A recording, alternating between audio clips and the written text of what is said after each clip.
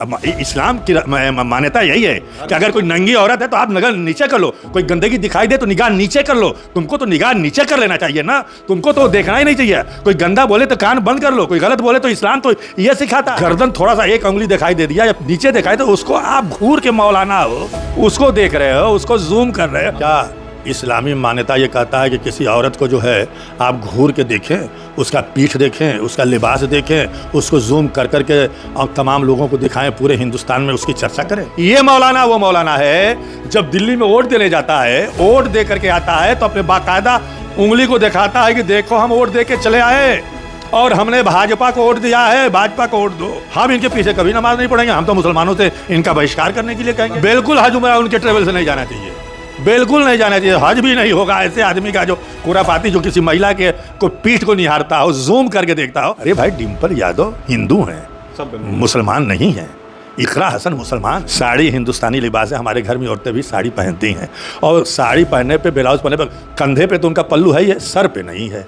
यही है ना। अखिलेश यादव को बोलने की जरूरत भी नहीं है, पूरा मुसलमान बोल रहा है, पूरी खिलाफ है मौलाना, मौलाना के खिलाफ मुसलमान है। कहा ये किस बात के मौलाना है? अखिलेश यादव इस पे खुल के बोलें, मैदान में आए, ताकि अखिलेश यादव को ये कहा जाए कि देखो ये मुसलमानों के लिए जो है, मुसलमानों के खिलाफ जो है ये बोल रहे हैं, एक इमाम के खिलाफ बोल रहे हैं, एक उसको बहुत बड़ा इमाम बना दिया जाएगा। मगर तू गुलाम है भाजपा का, तू भाजपा की दलाली कर रहा है, तू वक्फ बोर्ड पे भाजपा की तूने दलाली की है। और नाम नेहात मौलाना हैं तथाकथित जो जाते हैं डिबेट में, उनको 5,000 रुपया मिलता है। मुस्लिम पर्सनल ने तो कहा था, तमाम उलमाओं से, तमाम स्कॉलरों से अपील की थी कि आप ऐसे डिबेटों में मत जाया करिए। नंगा वो होता है जिसके बदन पे कपड़ा न हो, उसको नंगा कहा जाता है। अगर जिसके सर पे दुपट्टा न हो तो उसको नंगा नहीं कहा जा सकता। साथियों, बहुत बहुत स्वागत है खुशखबरिया में। इस वक्त पूरे भारत में एक मुद्दा बहुत गरमाया हुआ है। डिम्पल यादव को लेकर मौलाना साजिद रशीदी ने जो टीवी डिबेट में एक टिप्पणी की है, उसको लेकर समाजवादी पार्टी का अलग अलग जगह पर प्रोटेस्ट भी हो रहा है और लखनऊ में FIR भी हो चुकी है। इस पूरे मामले पर हम बनारस में अतहर जमाल लारी साहब से बातचीत करने आए हैं। उनसे जानेंगे कि इस पूरे मामले पर वो क्या देखते हैं और इस्लामी तालीम जो है वो किस तरह की इजाज़त देती है महिलाओं पर इस तरह की टिप्पणी करने की। बहुत बहुत स्वागत है आपका। आपका भी स्वागत है, आपके चैनल का भी स्वागत है। मौलाना साजिद रशीदी ने जो टिप्पणी की उनके कपड़े को लेकर और जो उनको कहा है जिस तरह से, हम तो वो नहीं बोल सकते, इसको आप कैसे देखते हैं कि मौलाना ने इस तरह का जो बयान दिया है? देखिए, साजिद रशीदी जो हैं वो बार बार इस्लामी मान्यताओं का हवाला दे रहे हैं कि इस्लामी मान्यता ये कहता है, इस्लामी मान्यता वो कहता है, मस्जिद में नहीं जाना चाहिए, मस्जिद में नहीं बैठना चाहिए। और क्या इस्लामी मान्यता ये कहता है कि किसी औरत को जो है आप घूर के देखें, उसका पीठ देखें, उसका लिबास देखें, उसको जूम कर कर के और तमाम लोगों को दिखाएं, पूरे हिंदुस्तान में उसकी चर्चा करें। क्या इस्लामी रवायात या इस्लामी जो है मान्यताएं इस बात की इजाज़त देती हैं? मैं साजिद रशीदी से पूछना चाहता हूँ कि क्या इस्लाम में फ़ोटो खिंचाना जायज़ है कहीं पे? हमारे पैगंबर से लेके तमाम लोगों की कहीं आपने फ़ोटो देखी? हमारे इस्लाम में फ़ोटो भी खींचने की भी मनाही है, लेकिन तो मजबूरी है कि हम हज के लिए जाते हैं तो वहाँ पे हमको फ़ोटो लगाना पड़ता है।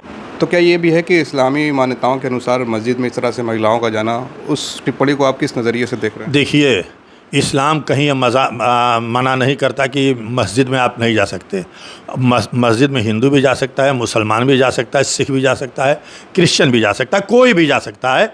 यहाँ हमारे धर्म में कहीं कोई मनाही नहीं है, जैसे और कुछ जगहों पे कुछ इस तरीके की बातें होती हैं। हाँ, बस उसका एक एहतराम ये होना चाहिए कि पाकीज़गी होनी चाहिए। और जहाँ तक इस्लामी मान्यताओं की जो बात कर रहे हैं, तो क्या इस्लामी मान्यता इस बात की इजाज़त देता है कि आप उन महिलाओं के सामने बैठ के, गैर मुहर्रम महिलाओं के सामने आप जाके बात करें, गैर मुहर्रम महिलाओं के बीच में आप बैठें?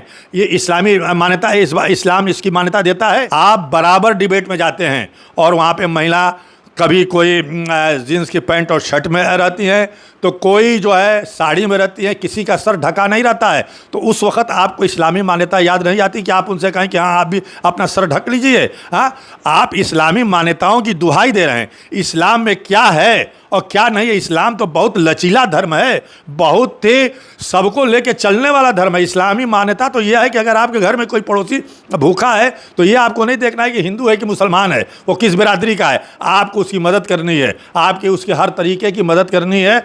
और आप ये भूल गए, साजिद रशीदी, अभी कुंभ का मेला लगा था, और उसमें भगदड़ हुई, कितने लोग मारे गए और लोगों को जगह नहीं मिली, तो तमाम इलाहाबाद के मुसलमानों ने अपने मस्जिदों को खोल दिया, मस्जिदों को खोल दिया। तमाम मर्द औरत जो लोग भी थे मस्जिदों में, मदरसों में, उन लोगों को टिकाया गया। तब अंधे हो गए थे साजिद रशीदी, उस वक्त आपको ख्याल नहीं आया? उस वक्त देखे आप भी उस वक्त घूर के पीठ देखे होते उन महिलाओं का कि महिलाओं के ऊपर सर पे साड़ी है कि नहीं है। तो लेकिन आपको दिक्कत क्या, वो तो एक लंबे समय से, लगभग जहाँ तक मेरी जानकारी है 12 से 15 साल से वो मुसलमानों का पक्ष रखने टीवी डिबेट में जाते हैं। वो तो आपके समाज की बात रखने जाते हैं। देखिए, वो कभी हमारे समाज की बात नहीं करते हैं, वो हमेशा भाजपा के साथ रहे हैं, भाजपा की बात किए हैं, मुसलमानों के खिलाफ बोले हैं। वक्फ अमेंडमेंट बिल पे उन्होंने क्या बोला है जरा बताइए? वक्फ अमेंडमेंट बिल का इन्होंने समर्थन किया है, तमाम लोग उसकी मुखालफत कर रहे हैं। और ये मौलाना जो है वक्फ अमेंडमेंट बिल का जो है समर्थन करता है। ये मौलाना वो मौलाना है, जब दिल्ली में वोट देने जाता है, वोट दे करके आता है तो अपने बाकायदा उंगली को दिखाता है कि देखो हम वोट दे के चले आए और हमने भाजपा को वोट दिया है, भाजपा को वोट दो। लोग कहते हैं कि मुसलमान, इस पर उनका तर्क ये था कि जो विपक्ष की पार्टियां हमको डराती आई हैं भाजपा से, और भाजपा के जब बीच हम गए तो कहा बहुत अच्छी पार्टी है, इसलिए वोट की अपील की उन्होंने। क्यों उन्होंने अपील किया? भाजपा के लिए आपकी बहुत अच्छी पार्टी है तो आप भाजपा के मेंबर बन जाइए, भाजपा से टिकट लेके चुनाव लड़ जाइए।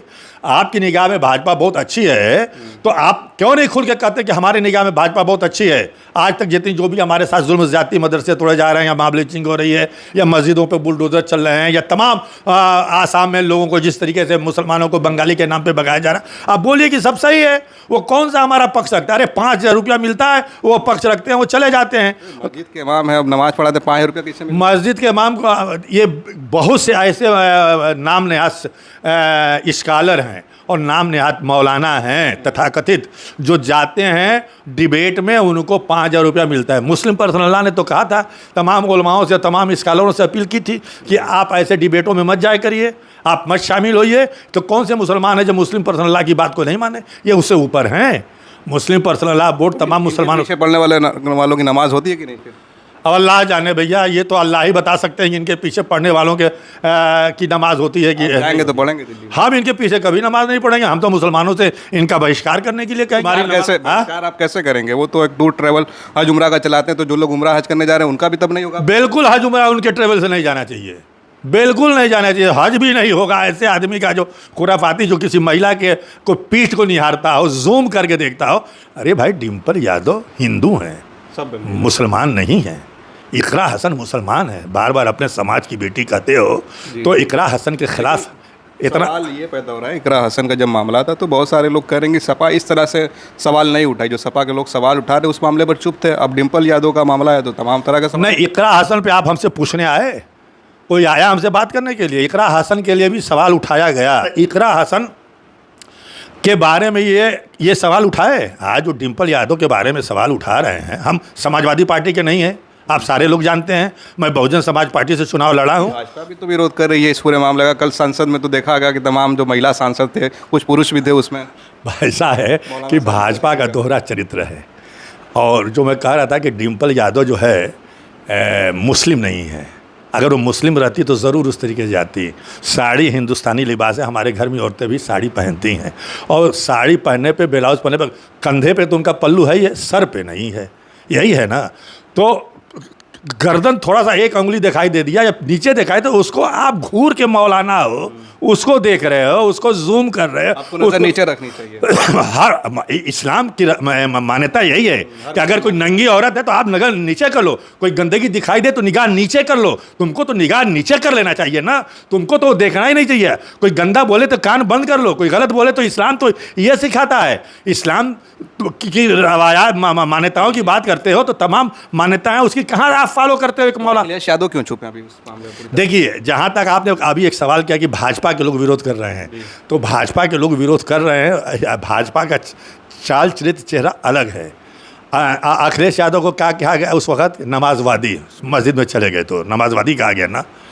और भाजपा के लोग, अंकिता भंडारी की हत्या भी भाजपा के नेता ने हत्या किया, उसके लिए विरोध प्रदर्शन किया इन्होंने। आप बताइए, कर्नल सोफिया कुरैशी के खिलाफ अभद्र भाषा आतंकवादियों की बयान शाह ने कहा, तो इसके खिलाफ इन्होंने अभद्र कोई विरोध प्रदर्शन किया उन्होंने? यही बनारस में ITI की छात्रा के साथ गैंग रेप हुआ, तो क्या भाजपा की महिला सांसदों ने विरोध किया? उस वक्त सुषमा स्वराज से लेकर के बांसुरी स्वराज जो हैं, उन लोगों ने किसी ने विरोध किया? किसी कौन सी चीज़ रोक रही है? अब देखिए, उस विरोध करने का मकसद है कि अखिलेश यादव को दिखाना कि तुम नहीं बोल रहे हो, अखिलेश यादव बोले। और जब अखिलेश यादव कुछ बोले, अभी तो नमाजवादी कहा जा रहा था, डिम्पल यादव भी के सर पे अगर दुपट्टा होता, सर ढका होता, तो उनको भी नमाजवादी कहा जाता कि डिम्पल यादव नमाज पढ़ने गई थी। इनकी पूरी पार्टी नमाजवादी है। हाँ, अब डिम्पल यादव के लिए इनके दिल में बहुत दर्द पैदा हो गया है। अखिलेश यादव के लोग, तमाम लोग बोल रहे हैं, अखिलेश यादव को बोलने की ज़रूरत भी नहीं है, पूरा मुसलमान बोल रहा है, पूरी मुसलमान खिलाफ है मौलाना, सब मौलाना के खिलाफ मुसलमान है। ये कहाँ, ये किस बात के मौलाना है?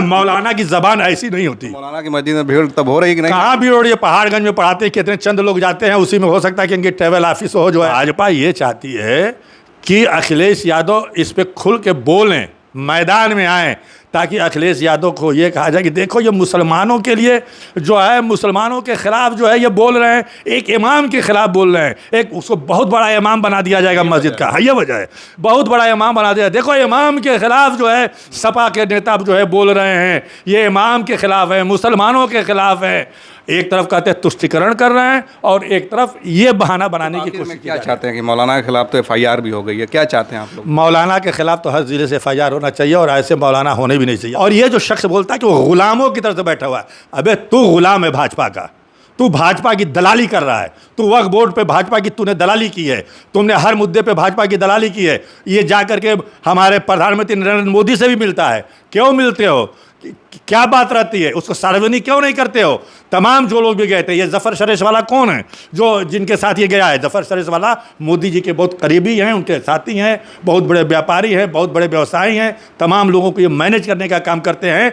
तो ये भाजपा का एजेंडा चलाते हैं, और भाजपा ये दिखाने की कोशिश कर रही है कि देखो हम नारी के सम्मान में है, हम हिंदुस्तान नारी का अपमान नहीं सहेगा। इस देश में इतने नारियों का अपमान हो रहा है। मणिपुर में एक महिला को नंगा करके घुमाया गया, उसके साथ गैंग रेप हुआ, उसके सम्मान में भाजपा के लोग या निकले लोग इस तरह से प्रदर्शन किए। तो डिम्पल यादव ने भी किया, डिम्पल यादव ने किया, तो जायज़ सवाल है कि भाई आप अगर इनके ऊपर इतना ही कर रहे हैं, आप इनके लिए इतनी आई हैं, तो तमाम इतनी महिलाओं के साथ जो है गैंग रेप हो रहा, इनका नेता सड़क के किनारे रेप कर रहा है, आपने उसके लिए कभी आवाज़ उठाया? एक छोटा सवाल लेकर बात खत्म करता हूँ कि अगर आप दिल्ली जाते हैं, पहाड़गंज के एरिया में जाते हैं, तो नमाज़ पढ़ेंगे उनके पीछे?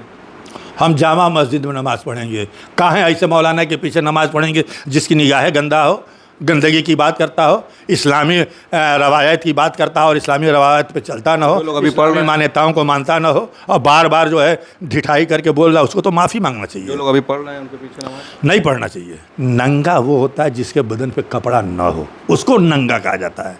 अगर जिसके सर पे दुपट्टा ना हो तो उसको नंगा नहीं कहा जा सकता, या किसी का गर्दन दिखाई दे तो उसको नंगा नहीं कहा जाता। नंगा जो आधा बदन में कपड़ा हो ना हो तो उसको नंगा कहा जा सकता है। और ये कैसे ये नंगा ये शब्द इस्तेमाल कर दिया इन्होंने, ये बहुत गंदी बात है, हकारत भरी ये निगाह से इनको लोग देखेंगे, और इनको अब पसंद नहीं करेगा इस देश में।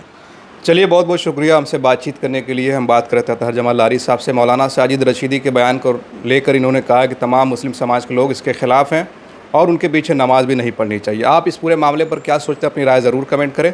आप देख रहे थे खुश खबरिया बनारस से, मैं उबैद, बहुत बहुत शुक्रिया।